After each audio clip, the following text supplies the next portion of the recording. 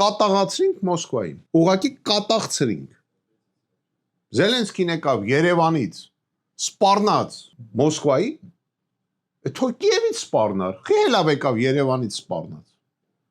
Կիևին ես չեմ լսել, որ Զելենսկին դա ասի։ Կիևում ասում էին իրեն ինչ-որ դեպուտատներ, բաներ,